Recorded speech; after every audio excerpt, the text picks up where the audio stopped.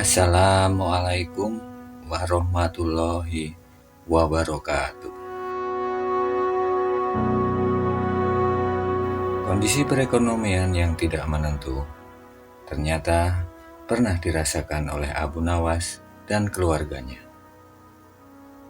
Hingga pada suatu hari, Abu Nawas memutuskan menjual satu-satunya keledai yang biasa digunakan sebagai kendaraan karena dia sangat membutuhkan uang.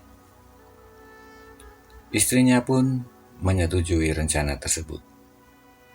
Meski Abu Nawas sangat menyayangi keledai tersebut, namun akhirnya dengan sangat terpaksa, dia pun akhirnya membawanya ke pasar untuk dijual.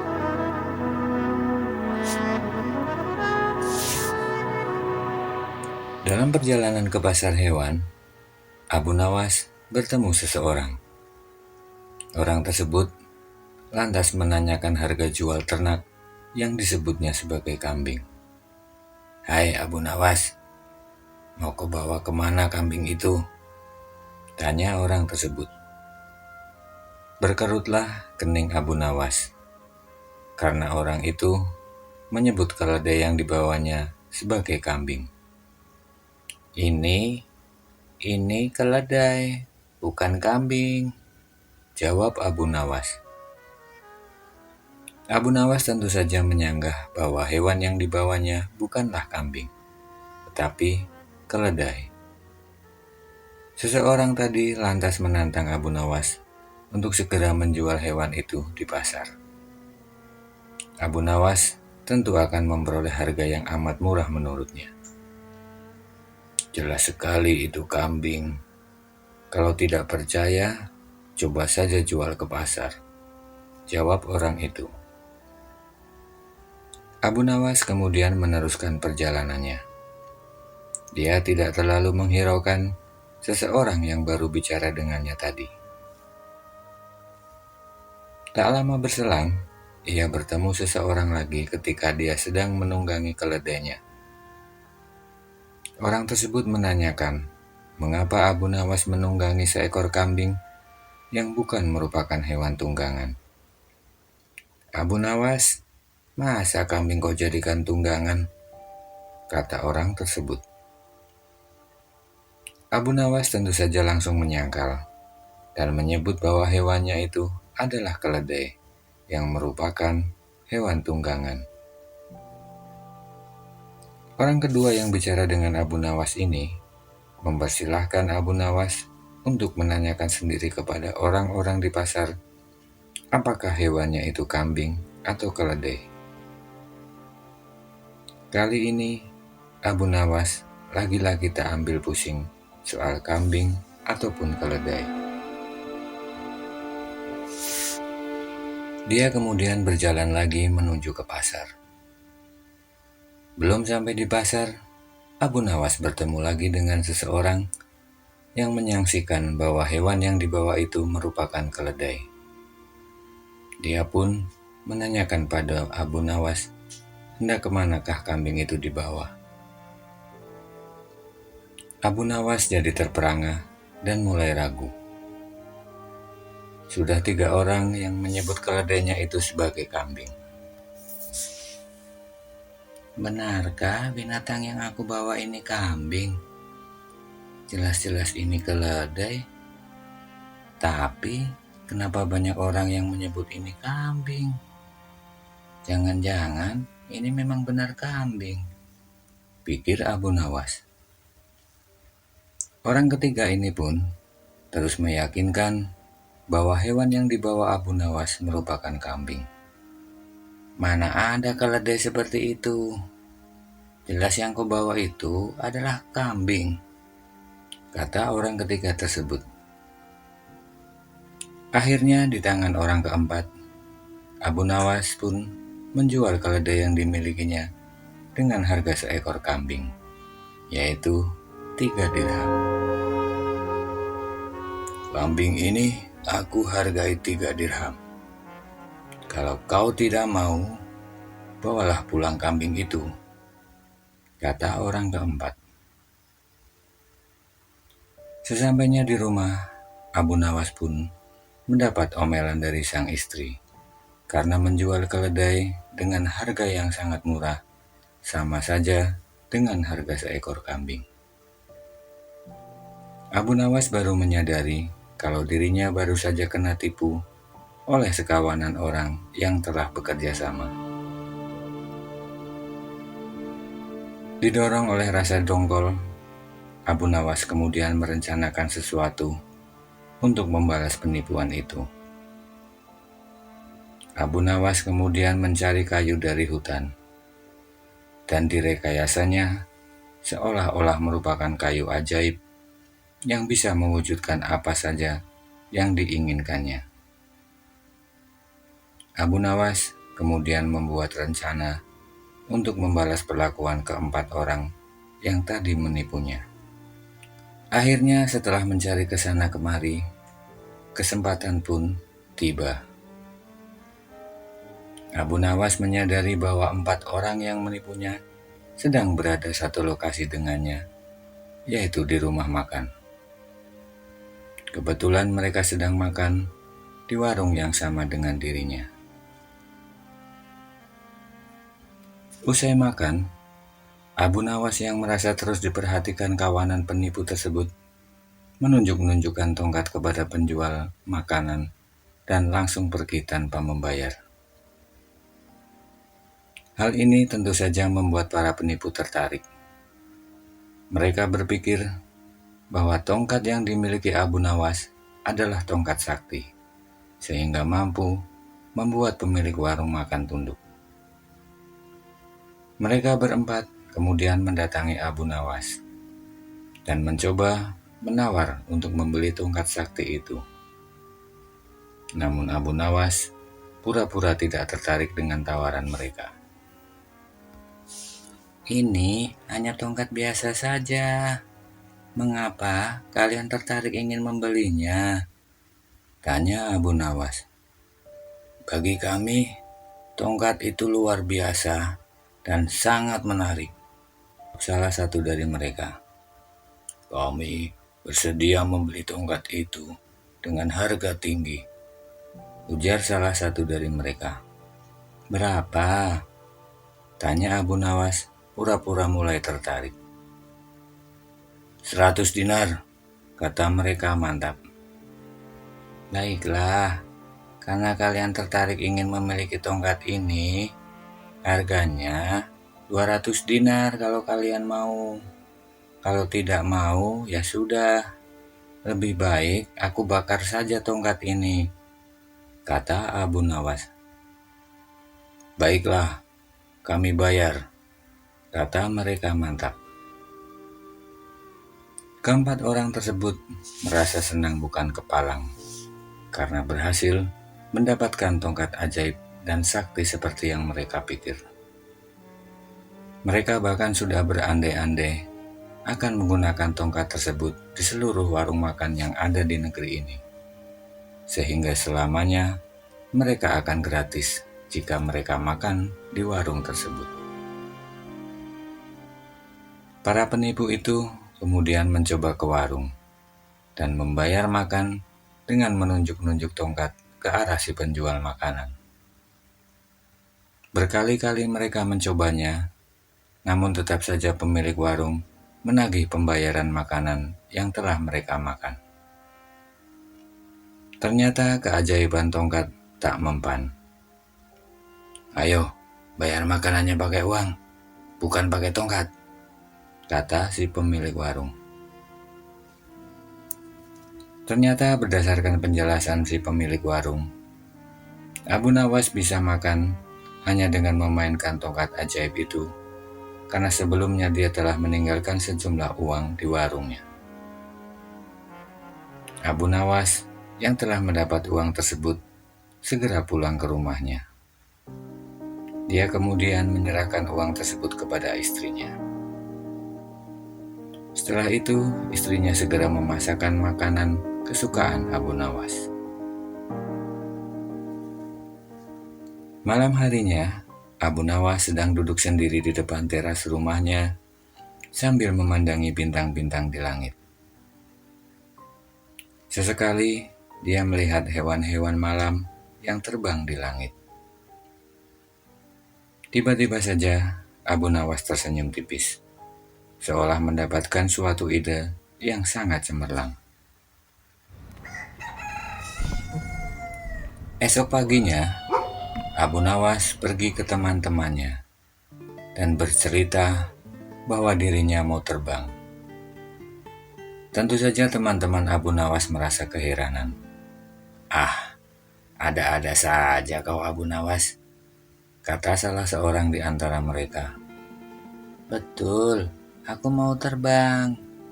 Kalau tidak percaya, tunggu saja tanggal mainnya," kata Abu Nawas yang kemudian segera bergegas pulang. Kabar tentang Abu Nawas mau terbang pun telah beredar luas. Berita itu dengan cepat menggemparkan seluruh penjuru negeri ini. Banyak yang ingin tahu tentang berita itu hingga mendatangi Abu Nawas langsung. Tapi dengan santainya, Abu Nawas pun menjawab, "Betul saudara-saudara, saya mau terbang," jawab Abu Nawas. Berita jika Abu Nawas mau terbang sudah menyebar dari perkotaan hingga pedesaan. Kabar itu pun akhirnya sampai ke telinga Baginda Harun al-Rasyid. Tentu saja Baginda begitu kaget dan sedikit panik, sebab kabar itu sudah membuat kehebohan di seluruh penjuru negeri. Banyak yang bertengkar dan berdebat tentang kebenaran berita itu. Ada yang percaya, ada pula yang tidak percaya. Karena sudah menimbulkan keresahan, Baginda Raja Harun al-Rasyid akhirnya memanggil Abu Nawas ke istana. Sesampainya di istana, langsung saja Baginda bertanya, "Hai Abu Nawas, betulkah kamu mau terbang?" "Betul Baginda, saya memang mau terbang," jawab Abu Nawas dengan santainya. "Hari Jumat yang akan datang ini di menara Masjid Al-Ikhlas Baginda," jawab Abu Nawas. "Baiklah Abu Nawas, karena berita ini sudah membuat kehebohan dan banyak perdebatan di kalangan masyarakat, maka pengadilan masyarakat akan memutuskan nasibmu bila berbohong. Sesuai dengan peraturan di negeri ini, kamu akan mendapatkan hukuman berat jika berbohong. Berbohong dan membohongi orang sama dengan menipu. Sedangkan menipu bisa dijerat hukuman paling berat, yakni hukum gantung." Banyak orang yang telah mengetahui pemanggilan Abu Nawas di istana oleh Baginda Raja. Abu Nawas telah mendapatkan ancaman jika berbohong akan dihukum gantung. Masyarakat pun tak sabar menunggu hari di mana Abu Nawas terbang atau akan dihukum. Akhirnya hari Jumat pun tiba. Masyarakat sudah berbondong-bondong memenuhi halaman Masjid Al-Ikhlas. Tak jauh dari arena itu, peralatan untuk melaksanakan hukuman gantung telah disiapkan jika Abu Nawas ternyata hanya berbohong. Masyarakat yang hadir terpana melihat Abu Nawas dengan santainya berjalan. Ia bahkan tanpa ragu melangkah menaiki menara masjid. Orang-orang pun bertanya, "Benarkah Abu Nawas akan terbang?" Ada pula yang berkata, "Silakan terbang Abu Nawas. Kalau kamu terbang, pasti akan jatuh dan mati. Tapi kalau kamu tak terbang, kamu akan digantung." Suasana pun menjadi tegang dan hening saat Abu Nawas sudah sampai di puncak menara masjid. Semua mata otomatis tertuju pada Abu Nawas. Seolah mereka merasa akan menyaksikan kejadian yang luar biasa.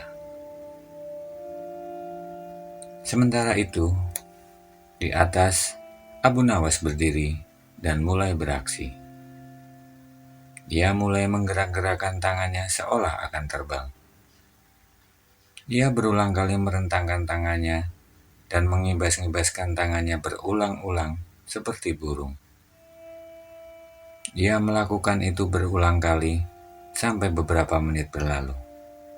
Tapi nyatanya, Abu Nawas pun tak kunjung terbang.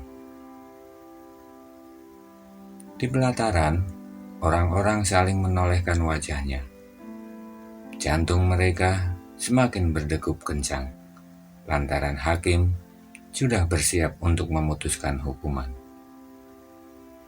Namun Abu Nawas malah dengan santainya turun dari menara. "Apakah kalian tadi melihat bahwa saya mau terbang?" tanya Abu Nawas kepada hadirin setelah sampai di bawah. "Ya, kamu menggerak-gerakkan tanganmu seolah mau terbang," jawab banyak orang. "Lalu, apakah saya berbohong bahwa saya mau terbang dari menara Masjid Al-Ikhlas?" tanya Abu Nawas.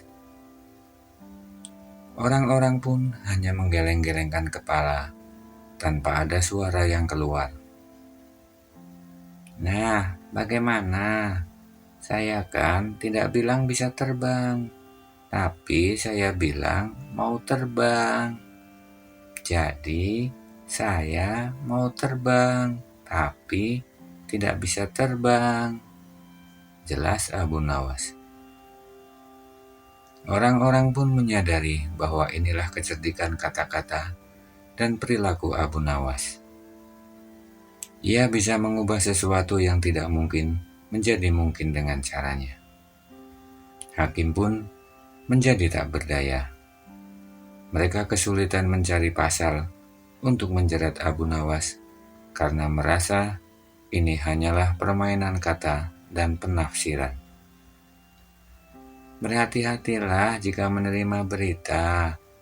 Jangan langsung ditelan, tapi renungkan dahulu, kata Abu Nawas kepada khalayak ramai. Sesampainya di istana, para Algojo menceritakan apa yang terjadi di hari itu pada Baginda Raja Harun al-Rashid. Baginda Raja bukannya marah atau kecewa. Beliau malah tertawa terbahak-bahak. "Sudah kukira ini hanya ulah Abu Nawas. Aku sudah berulang kali dibuatnya tertawa oleh kecerdikannya." Hari itu, masyarakat kembali dibuat takjub dengan kecerdikan Abu Nawas. Keesokan paginya, di sebuah desa yang tidak jauh dari istana, terjadi sebuah keributan kecil. Ada 3 orang yang nampaknya sedang kebingungan dalam menentukan sebuah keputusan. Ahmad, Zulfikar, dan Zubair adalah nama ketiga orang tersebut. Mereka pun akhirnya sepakat untuk datang ke kerajaan dan meminta putusan yang adil dari Baginda Raja. Saat itu, Baginda Raja sedang duduk berbincang-bincang dengan para pejabat tinggi. Mengetahui ada rakyat yang datang, langsung saja Baginda Raja mempersilahkan ketiga orang itu untuk masuk. Setelah 3 orang itu membungkuk, salah seorang di antara mereka berkata, "Ampun, beribu ampun Baginda, karena kami telah mengganggu perbincangan Baginda dengan para pejabat yang lain." "Tidak, kalian tidak mengganggu. Kami malah senang dengan kedatangan kalian. Memangnya ada apa kalian menghadapku? Adakah persoalan yang ingin kalian sampaikan?" Begini Baginda, saya, Ahmad, mempunyai 2 ekor kambing betina. Zulfikar mempunyai seekor kambing jantan. Sedangkan Zubair tidak mempunyai kambing. Karena itulah Zubair yang setiap hari harus bekerja mengembalakan kambing. Apabila ketika kambing itu beranak pinak, maka pembagian keuntungannya juga telah kami sepakati, yakni saya mendapat separuh dari jumlah kambing. Zulfikar memperoleh sepertiga dari jumlah kambing, sedangkan Zubair yang menggembala dan merawat mendapat bagian 1/8-nya, kata Ahmad. Benar Baginda, ketika kambing itu sekarang sudah berjumlah menjadi 23 ekor. Karena itu, kami sekarang ingin membaginya sesuai dengan kesepakatan kami dulu. Tapi ternyata kami kesulitan untuk membaginya. Karena itulah kami ke sini ingin memohon pertolongan Baginda, terang Ahmad. Membagi 23 ekor kambing sesuai dengan perjanjian tentu tidaklah mudah. Bayangkan saja bila Ahmad memperoleh pembagian separuh dari kambing-kambing itu. Maka Ahmad sebenarnya mendapat bagian 11 ekor lebih setengah kambing. Sedangkan Zulfikar memperoleh pembagian sepertiganya, seharusnya mendapatkan 7 ekor lebih 2/3 kambing. Sementara Zubair mendapatkan 1/8-nya, yang berarti 2 ekor kambing lebih 7/8 kambing. Baginda Raja Harun al-Rasyid tanpa berpikir keras untuk memecahkan masalah tersebut. Bahkan para pejabat yang hadir di tempat tersebut juga tak sanggup memecahkan masalah. Karena orang yang hadir di tempat tersebut tak ada yang bisa memecahkan masalah, akhirnya Baginda Raja mengundang Abu Nawas yang cerdik untuk datang ke istana.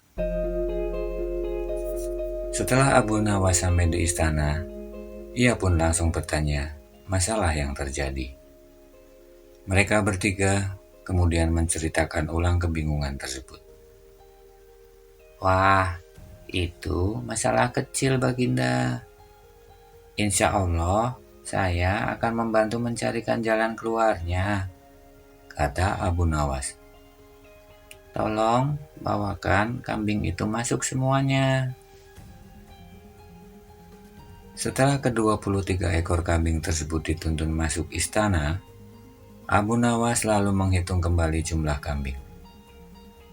Sesudah kambing itu dihitung dan benar jumlahnya 23, Abu Nawas lantas berpikir keras menemukan solusi dari masalah pelik tersebut. Tak lama kemudian, izinkan saya meminjam kambing Baginda seekor saja, kata Abu Nawas. Nah, sekarang saatnya saya akan membagi kambing tersebut sesuai dengan porsi kalian saat perjanjian, kata Abu Nawas setelah menambahkan kambing milik Baginda Raja. Ahmad yang berhak memperoleh separuh kambing, maka boleh mengambil 12 ekor. Sedangkan engkau Zulfikar yang memperoleh bagian sepertiganya, maka boleh mengambil 8 ekor, kata Abu Nawas. Dan terakhir, Zubair yang memperoleh bagian 1/8-nya, maka engkau berhak mengambil bagian 3 kambing. Nah, kambing ini sisa 1. Karena saya tadi meminjam 1 ekor kambing milik Baginda, maka ini saya kembalikan lagi kambing tersebut. Masing-masing telah mendapatkan bagiannya. Mereka pun berterima kasih dan kembali ke rumah masing-masing. Perkara yang pelik itu akhirnya dapat ditemukan solusinya berkat kecerdikan Abu Nawas. Meskipun dalam hal ini ada yang dirugikan, namun mereka semua akhirnya merasa senang. Baginda Raja Harun al-Rasyid pun memberikan hadiah uang emas kepada Abu Nawas. Setelah mendapat hadiah, Abu Nawas pun segera berpamitan pada Baginda Raja. Di sepanjang jalan menuju rumahnya, tak lupa Abu Nawas membagi-bagikan hadiah yang didapatkannya kepada orang yang tidak mampu. Hari pun berjalan seperti biasanya. Kerajaan diliputi oleh ketenangan. Baginda Raja Harun al-Rasyid memerintah dengan arif dan bijaksana, sehingga rakyat pun merasa aman dan tenang. Sementara itu, Abu Nawas pun menjalani kehidupan bersama istrinya seperti biasanya. Terkadang sore hari, Abu Nawas terlihat ngobrol santai dengan tetangga di sekitar rumahnya. Hingga di suatu hari, Baginda Raja Harun al-Rasyid berbicara di depan rakyatnya. Setelah menghadiri salat Jumat besok, kalian jangan pulang ke rumah. Saya akan membuat pengumuman yang sangat penting. Orang-orang yang hadir pun saling kasak-kusuk, mencari tahu pengumuman apa yang akan diberikan oleh Baginda Raja. Kegaduhan terjadi hingga akhirnya Raja melanjutkan pengumumannya. Tempat di sekitar masjid kita ini sudah sangat ramai. Jadi saya akan memindahkan masjid kita ke lokasi yang lain. Siapapun yang dapat memindahkan masjid ini akan saya beri hadiah sekarung emas. Tak seorang pun yang mengajukan dirinya menyanggupi permintaan Baginda Raja. Untuk memindahkan masjid, tentu saja tidak semudah membalikan telapak tangan. Baginda Raja memandang para rakyat yang datang. Ia menyisir mereka dengan matanya, hingga akhirnya pandangannya terhenti pada sosok yang ia cari-cari. Abu Nawas, bagaimana denganmu? Tanya Baginda Raja Harun al-Rasyid. Abu Nawas pun terkejut bukan kepalang. Tapi akhirnya ia menjawab, "Saya akan memindahkan masjid. Tapi saya punya satu syarat, Baginda." Apa itu? Katakanlah. Jawab Baginda Raja. "Sebelum saya memindahkan masjid ini Jumat depan, Baginda harus mengadakan pesta makan untuk kami semua." Jawab Abu Nawas. Semua orang yang hadir terdiam dan tenggelam dalam pikiran masing-masing. Mereka heran dan berpikir, bagaimana bisa Abu Nawas menerima permintaan Baginda Raja Harun al-Rasyid untuk memindahkan masjid. Mereka tidak bisa membayangkan bagaimana bisa seorang pria dapat mengangkat dan membawa sebuah masjid yang teramat besar ke tempat yang lain.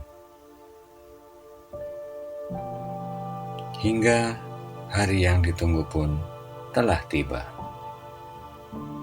Semua orang berkumpul di depan masjid. Mereka baru selesai saja melaksanakan sholat Jumat. Kemudian mereka mengikuti pesta yang menjadi syarat Abu Nawas tersebut. Selesai pesta dilakukan, mereka yang hadir menanti apa yang akan dilakukan oleh Abu Nawas. Abu Nawas, kini saatnya kau melaksanakan pekerjaanmu, kata Baginda Raja. Kalian semua akan menyaksikan sesuatu yang luar biasa hari ini. Abu Nawas akan memindahkan masjid ke tempat yang baru, kata Baginda Raja Harun al-Rasyid. Baik Baginda, masjid ini akan saya pikul di pundak saya, kata Abu Nawas. Orang-orang yang hadir pun terdiam. Mereka menanti dengan penasaran apa yang akan dilakukan oleh Abu Nawas. Kemudian Abu Nawas melangkah ke depan, menuju orang-orang yang ada di hadapannya. Dia kemudian berhenti, membungkuk, mengangkat celana panjangnya, kemudian menggulung lengan kemejanya, lalu berjalan ke arah masjid. Ratusan orang termasuk Baginda Raja mengikutinya. Ketika Abu Nawas sampai di sisi masjid, dia berhenti dan bergumam tanpa suara.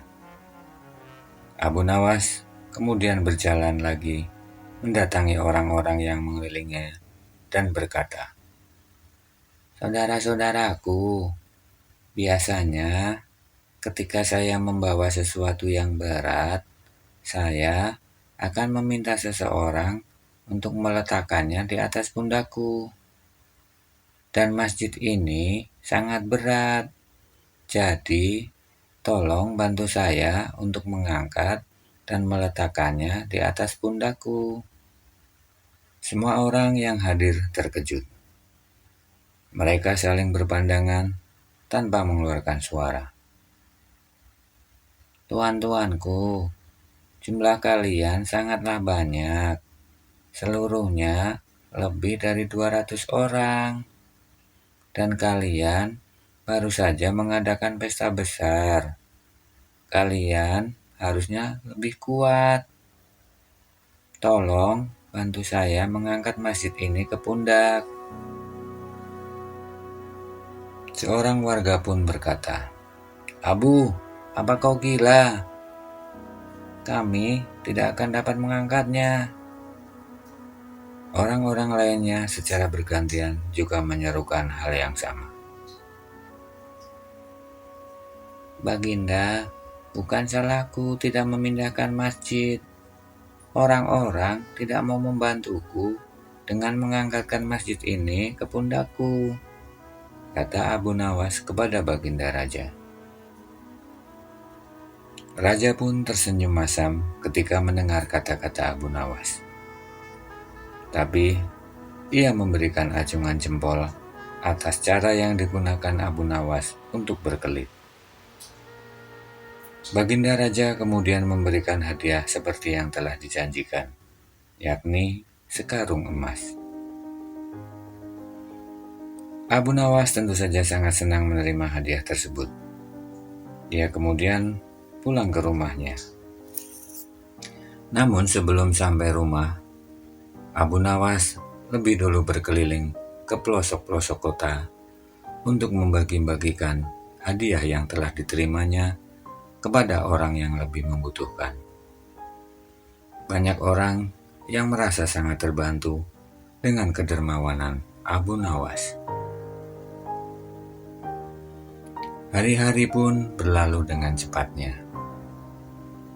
Meski sering mendapat hadiah dari Baginda Raja, namun Abu Nawas tidak pernah mengambil hadiah tersebut semuanya. Abu Nawas hanya mengambil sesuai yang dibutuhkan saja. Hari itu, seperti biasa, Abu Nawas duduk di beranda depan gubuknya sambil menunggu azan maghrib. Sambil menunggu matahari tenggelam, Abu Nawas memikirkan bagaimana caranya agar dapurnya tetap ngebul.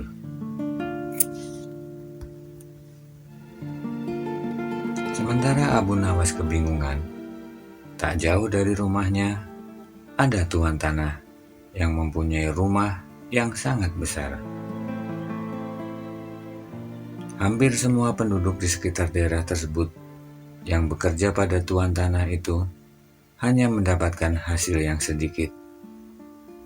Bila meminjam bahan makanan pada tuan tanah itu, maka selalu dengan bunga pengembalian yang sangat tinggi. Sebagaimana layaknya tuan tanah, ia mempunyai sifat pelit, rakus, dan tamak. Suatu hari, tuan tanah mendengar berita bahwa Abu Nawas memiliki kepribadian yang unik. Apabila Abu Nawas meminjam sesuatu, maka dia akan mengembalikannya secara lebih dengan alasan beranak. Misalnya, Abu Nawas meminjam seekor ayam, maka akan dikembalikan lebih karena ayam itu telah beranak. Tuan tanah itu kemudian mencari cara agar Abu Nawas segera meminjam uang darinya. Secara kebetulan pada sore itu, Abu Nawas ingin meminjam 4 butir telur. Langsung saja, tuan tanah bahagia karena pinjaman itu akan menjadi banyak nantinya. Bahkan tuan tanah tersebut menawarkan pinjaman-pinjaman lainnya. Namun, Abu Nawas hanya ingin meminjam itu saja. Dengan cepat kemudian tuan tanah menanyakan kapan bisa beranaknya telur itu. Abu Nawas pun menjawab, "Kalau itu tergantung keadaan tuan." 5 hari setelah itu, Abu Nawas kembali ke tuan tanah. Ia mengembalikan pinjaman 4 butir telur dengan 6 butir telur. "Ini tuan, telurnya saya kembalikan," kata Abu Nawas. Tuan tanah merasa senang bukan kepalang. Ia lalu menawari Abu Nawas untuk meminjam lagi. "Wah, hebat kau Abu Nawas. Apakah kau mau meminjam sesuatu yang lainnya?" kata tuan tanah. Abu Nawas pun memang sudah berniat untuk meminjam kembali. Namun kali ini, ia meminjam 3 buah piring tembikar. Tuan tanah segera saja memberikannya dengan senang hati, dengan harapan akan dikembalikan jauh lebih banyak. Seperti biasa, 5 hari kemudian, Abu Nawas mengembalikan piring tersebut menjadi lebih banyak. Walaupun tidak seperti harapannya, tapi tuan tanah cukup senang. Saking senangnya, Abu Nawas pun dipinjami uang 1.000 dinar. Jumlah yang biasa digunakan untuk gaji puluhan pekerjanya dalam 1 bulan. "Abu Nawas, ini ada uang 1.000 dinar. Silahkan kau pinjam untuk memenuhi kebutuhanmu," kata tuan tanah. "Baiklah tuan, terima kasih," jawab Abu Nawas. Tuan tanah tentu saja sudah membayangkan seberapa banyaknya anakan dari uang yang ia pinjamkan kepada Abu Nawas. Ia rupanya sudah tak sabar menunggu waktu tersebut tiba. Tapi 5 hari ditunggu, ternyata Abu Nawas tak datang-datang. Hingga hampir sebulan, Abu Nawas pun tak kunjung datang. Saat itulah tuan tanah merencanakan mendatangi rumah Abu Nawas bersama para centengnya. Tiba-tiba saja Abu Nawas datang. Pada awalnya tuan tanah merasa gembira. Tapi setelah Abu Nawas menjelaskan persoalannya, tuan tanah pun marah bukan main. "Sayang sekali tuan, uang yang tuan pinjamkan bukannya beranak, malah 3 hari kemudian mati mendadak," kata Abu Nawas. Mendengar hal itu, tuan tanah marah hingga hampir menghajar Abu Nawas. Untung saja hal itu tak jadi dilakukan. Tuan tanah kemudian mengadukan permasalahan itu ke pengadilan dan berharap Abu Nawas akan dihukum rajam. "Tuan Hakim, saya meminta keadilan. Abu Nawas telah menipu saya. Dia tidak mengembalikan uang yang saya pinjamkan, kata Tuan Tanah. Di depan hakim, Abu Nawas melakukan pembelaan dengan membeberkan semua duduk persoalannya. Demikian juga dengan si Tuan Tanah. Abu Nawas memberikan alasan jika sesuatu bisa beranak, pasti juga bisa mati. Begini Tuan Hakim, sesuatu yang beranak itu pasti bisa mati kapanpun, kata Abu Nawas. Alasan itu ternyata dianggap masuk akal oleh hakim. Hingga Abu Nawas pun dianggap tak bersalah. Dia dianggap tidak menipu, tapi penuh akal. Sedangkan Tuan Tanah memberikan pinjaman berdasarkan kerelaannya sendiri, bukan atas paksaan ataupun tipuan. Seketika itu juga Tuan Tanah yang tamak itu pingsan selama beberapa jam dan sulit dibangunkan. Ia telah tertipu karena wataknya sendiri yang kikir, tamak, dan pelit. Sementara itu, Abu Nawas pun kembali ke rumahnya dengan senang hati, karena telah lepas dari hukuman. Siang pun berganti malam hari. Abu Nawas kemudian duduk di teras rumah bersama istrinya dan berbincang tentang berbagai masalah kehidupan hingga larut malam. Esok paginya, matahari bersinar sangat cerah. Tidak seperti biasanya, kali ini cuaca terasa teramat panas. Sudah hampir seminggu, cuaca berubah tidak seperti biasanya. Udara terasa sangat panas, sehingga banyak orang yang merasa kegerahan. Baginda Raja akhirnya mengadakan sayembara menangkap matahari.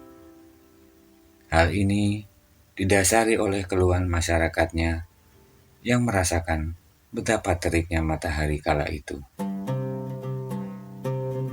Hingga memasuki waktu yang ditentukan, tak seorang pun yang menyatakan kesanggupannya menangkap matahari. Sang raja pun langsung menunjuk si cerdik Abu Nawas untuk menangani masalah ini. Seperti biasa, Abu Nawas pun tanpa berpikir panjang langsung menyanggupi. Kali ini Abu Nawas mengajukan syarat, yaitu disediakan ember berisi air dan sebuah tas besar yang dijamin tidak bocor. Abu Nawas meminta ember tersebut diletakkan di lapangan.